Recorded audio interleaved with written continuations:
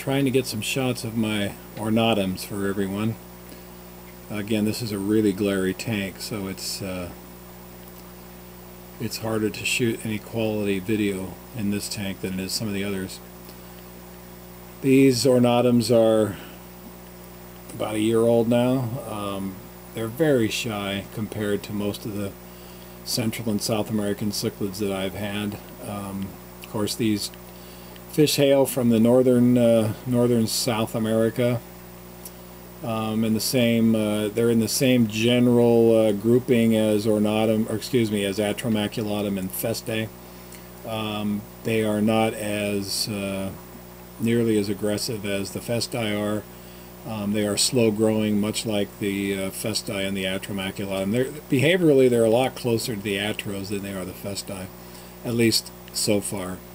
I have 5 of them. As you can see, they're not moving much. I've got the camera right up against the glass, or the plexiglass, pretty much to try to minimize glare and give you as good a shots as I can of them. I'm frankly surprised they've sat here this long. Typically they will dart away when there's anything much going on. I feed them freeze-dried krill and BioGold Plus Acari pellets, as well as occasional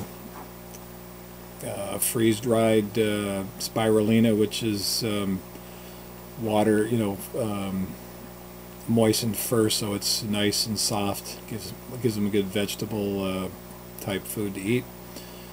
Also, occasionally, very occasionally, Doromin. They do seem to like a little bit of variety, and I do toss that in every now and then. Not very much, I must stress, because it's a food that can cause lots of problems for fish if you overfeed it with that. But in my experience, Doromin has been pretty good about putting growth on. And then I also use another pellet, and it's escaping me the brand right now, but it's the other high-end one, like Acari.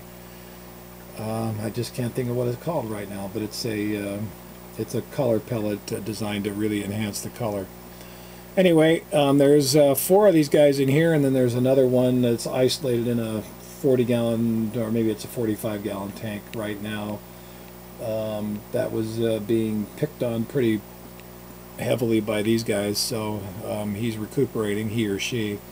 Haven't really been able to see much difference between these fish, so I'm not sure if I have all males or all females. But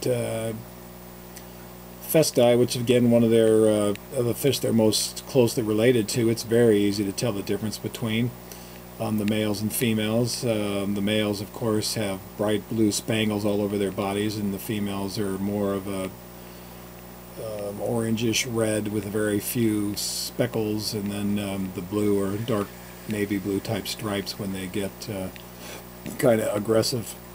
These guys, they're, so far at least the ones that I have, all seem to be very similarly colored with little blue spangles everywhere.